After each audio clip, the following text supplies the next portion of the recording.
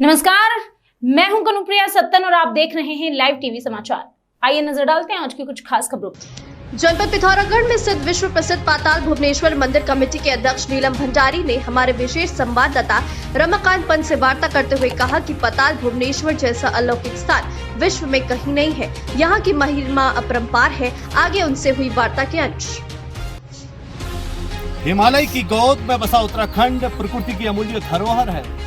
इसी धरोहर के आंचल में जनपद पिथौरागढ़ के गंगुली हाट क्षेत्र से लगभग 11 किलोमीटर की दूरी पर स्थित पाताल भुवनेश्वर की गुफा युग युगांतर के इतिहास को अपने आप में समेटे हुए है। राजा ऋतुपर्ण व राजा नल की कथाएं भी इस गुफा से जुड़ी हुई हैं। स्कंद पुराण के मानस खंड में इस गुफा का बड़ा ही विस्तृत वर्णन मिलता है। शिव पुराण के अनुसार भगवान शंकर के हंसा अवतार की भी कथा का कुछ भाग पाताल भुवनेश्वर को छूता हुआ प्रतीत होता है। खैर बहरहाल उस विषय पर हम बाद में चर्चा करेंगे। इस वक्त हमारे बीच में मंदिर कमेटी के अध्यक्ष श्री नीलम सिंह भंडारी जी उपस्थित हैं, जो समय समय पर यहाँ आने वाले यात्रियों का मार्गदर्शन करते हैं, उन्हें यहाँ के अद्भुत महात्म्य के बारे में बताते हैं। भंडारी जी, आपका बहुत बहुत स्वागत है और आपसे जानना चाहेंगे कि पाताल भुवनेश्वर की इस अद्भुत गुफा क्षेत्र से आप स्थानीय जनता को क्या संदेश देना चाहेंगे? पाताल भुवनेश्वर की गुफा जो है अपने आप में बहुत बड़ा रहस्य है। ठीक, क्योंकि भगवान शंकर जी का भूमिगत मंदिर अच्छा इसी क्षेत्र में गुफाओं की घाटी से जाने वाला ये स्थान अपने आप में बहुत दिव्य स्थान है। बहुत सुंदर। सभी ऋषि मुनि और साधु संतों ने इस पाताल के अंदर भगवान शंकर जी के साथ स्तुति की है। अति उत्तम। अच्छा। और भगवान शंकर जी के साथ ब्रह्मा विष्णु महेश तीनों निवास करते हैं। अच्छा। यह अपने आप में बहुत बड़ा ऊंचा स्थान बताया गया। अच्छा, कल्प वृक्ष होने की भी बात कही जाती है, वो उसमें क्या है? हाँ, सागर मंथन के जो 14 रत्न निकले थे वो सब इस पाताल के अंदर मौजूद हैं। जी जी। लेकिन हम सबके दर्शन तो नहीं कर सकते हैं। उनमें से कुछ मुख्य रत्न हैं, जैसे कल्प वृक्ष है जी, कामधेनु है और ऐरावत हाथी है। इनके दर्शन आज भी प्रत्यक्ष सामने देखने को मिलते हैं। अच्छा, पाताल के भीतर और क्या ऐसी विशेष चीजें हैं? जैसे लोग कहते हैं कि बद्रीनाथ जाते हैं तो 5 बद्रियों के इकट्ठे दर्शन नहीं हो पाते हैं। पाताल के भीतर पंच बद्रियों के इकट्ठे दर्शन होते हैं, पंच केदारों के इकट्ठे दर्शन होते हैं। तो पंच बद्री और पंच केदार यहाँ पर किस रूप में स्थित है? जहाँ तक 4 धाम का सवाल है, 4 धाम का एक ही बार दर्शन करने से पाताल लोक में पूरा हो जाता है। अच्छा, यहाँ पर 4 धाम ऐसा जिक्र है, क्योंकि हिमालय में जैसे ये स्थान दर्शाए गए हैं वैसे ही इस पाताल लोक के अंदर भी है। केदारनाथ कुछ ऊंचाई पर है और बद्री पंचायत उससे कुछ नीचे में है और अमरनाथ जी कुछ उससे ऊपर है। अच्छा। जो आज के दिन में प्रत्यक्ष हर आदमी अंदर जाकर के देखता है और प्रत्यक्ष एक ही रूप में दर्शन करता है। अच्छा, इकट्ठे दर्शन होते हैं, वो भी पाताल लोक के अंदर। अच्छा, एक चारों युगों की बात आती है, उसका थोड़ा उस पर प्रकाश डालेंगे? क्योंकि पाताल का रहस्य प्रकृति के साथ जुड़ता है। जी जी। इसका पुराण में जिक्र यह है, इसे कलयुग का भी अंत होगा। अच्छा। इसलिए वहाँ पर कलयुग का पूरी प्रतीक दी गई है। अच्छा। उसमें पूरी पृथ्वी है जिसके ऊपर 4 युग हैं। कलयुग सबसे बड़े हैं। जी जी। और सतयुग उसके पीछे है, ऊपर त्रेता युग है, नीचे द्वापर युग है। बोलते हैं कलयुग जिस दिन ब्रह्मांड को छू लेगा तो उस दिन सृष्टि का अंत हो जाएगा। अच्छा, ऐरावत हाथी के बारे में भी पाताल से कुछ कथाएं जुड़ी है, वो क्या है?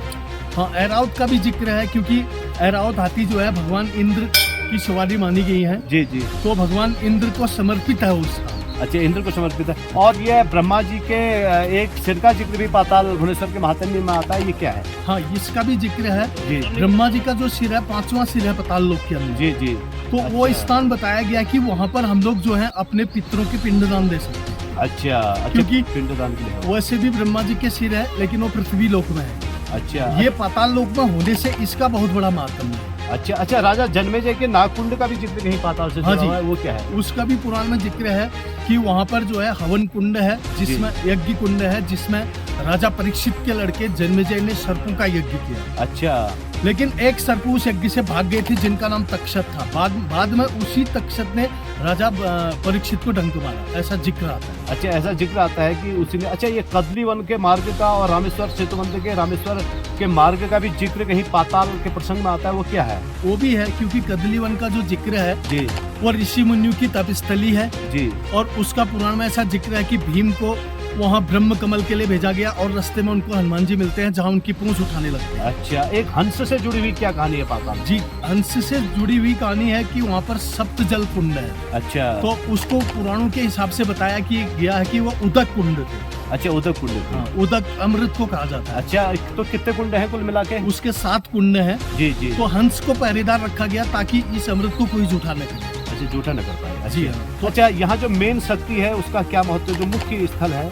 वो त्रिमूर्ति है, ब्रह्मा विष्णु महेश उसमें है। अच्छा, तीनों हैं। और उसमें जो तांबे की प्लेट है आदि गुरु शंकराचार्य जी ने चढ़ाई 8वीं शताब्दी में। अच्छा, यहाँ की शक्तिपीठ होगी, गंगोली हाट महाकाली की शक्तिपीठ होगी, एक टाइम में ये ढके गए थे। अच्छा, तो उस जगह का बहुत बड़ा वर्णन आता है। पुराणों में ऐसा जिक्र है कि राजा बलि वहाँ पर मंदार पुष्पों से भगवान का पूजन करता है। अरे गजब। अच्छा, तो पूजन के लिए तो वो स्थान अति दुर्लभ है। अच्छा, अगर आदमी वहाँ जल भी चढ़ाता है बिल्लू पत्र के साथ तो उसको जो है अश्वमेध यज्ञ के बराबर फल प्राप्त हो जाए। अच्छा, बहुत सुंदर आपने बात बताई, लेकिन ये पांडवों से यहाँ की क्या कथा जुड़ी हुई है? पांडव जो है लास्ट में यहाँ आए क्योंकि अच्छा। नारद जी को पाताल के बारे में पता था कि भगवान शिव पाताल भुवनेश्वर की गुफा के अंदर रहते हैं। दारू का बंद क्षेत्र में ये गुफा है जी। तो उसमें वो रहते हैं। तो उन्होंने कहा आपकी कोई इच्छा भी है? उन्होंने कहा हमारी एक अंतिम अभिलाषा थी कि हम अंतिम टाइम अगर चौपड़ खेल लेते, क्योंकि आदमी जब दुनिया से जाता है तो उसको अपना पिछला वृत्तांत तो उसको याद आता है। ठीक ठीक। ऐसा पांडवों के साथ भी हुआ। अच्छा, तो तब पांडवों ने क्या किया, भगवान शंकर जी के साथ यहाँ चौपड़ खेला। अच्छा, भगवान शंकर के साथ चौपड़ खेलने की गाथा पाताल भुवनेश्वर गुफा से जुड़ी हुई। इस क्षेत्र के आसपास भंडारी जी और कौन कौन से ऐसे तीर्थ स्थल हैं जो अपने आप में अद्वितीय है, प्रसिद्ध हैं? इस क्षेत्र के अगल बगल यहाँ से 7 किलोमीटर पर भृगुतुंग है। अच्छा, भृगु ऋषि ने तपस्या की। बहुत सुंदर। और इससे फिर आगे दानेश्वर महादेव हैं, बहुत बड़ी सुतार, वो भी अपने आप में बहुत बड़ा रहस्य है। बहुत सुंदर। और इससे आगे जाने के बाद चंडिका देवी मंदिर है, चंडिका घाट बोलते हैं। अच्छा, वो उसका भी बहुत बड़ा महात्म्य है। और इससे और जुड़ी गुफाएं हैं। आपके सिद्धों का आश्रम है जो नानी शीतला गांव में हमारे भंडारी लोगों का गांव है, उसमें वो गुफा आती है। वहाँ पर गणेश्वर महादेव की गुफा भी है। अच्छा, और उससे ऊपर में शीतला देवी की गुफा है। बोलते हैं कि शीतला की जो आराधना करता है तो उसके सारे रोग कट जाते हैं। हाँ, रोगों का तो आज के दिन में भी ये प्रत्यक्ष गुफाएं हैं, क्योंकि पाताल भुवनेश्वर क्षेत्र के अंतर्गत आने वाली 14-15 गुफाएं जो हैं आज के दिन में बहुत पीछे में है, क्योंकि वहाँ रास्ते नहीं बन पाए। जी जी।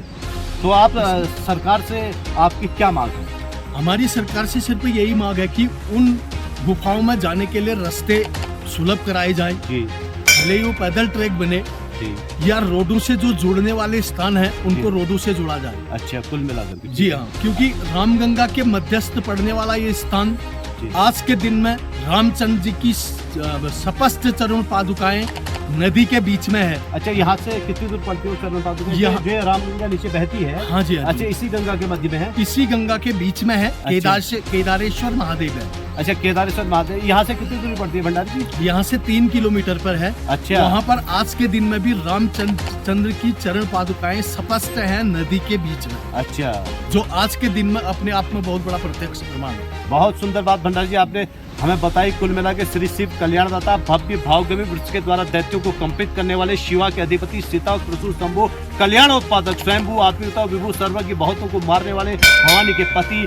भगवान शंकर का है दिव्य स्थान आप देख रहे हैं पाताल भुवनेश्वर, जो अपने आप में अद्वितीय है, अलौकिक है, युगों युगांतर के इतिहास को अपने आप में समेटे हुए हैं। फिर कभी आपको इस गुफा के विराट महात्म्य की ओर फुर्सत के क्षणों में ले चलेंगे और हमारे साथ उन फुर्सत के क्षणों में भी साक्षी रहेंगे गुफा कमेटी के अध्यक्ष नीलम भंडारी जी। हम विस्तार के साथ अपने पाठकों को आने वाले समय में इस गुफा के महात्म्य के बारे में बताएंगे। सामने ही बुद्ध भुवनेश्वर का स्थल है, उसके बारे में भी प्रकाश डालेंगे। अभी के लिए बस इतना ही। बाकी खबरों का सिलसिला लगातार रहेगा जारी। अगर आप रहना चाहते हैं हर वक्त अपडेटेड, देखते रहिए लाइव टीवी समाचार।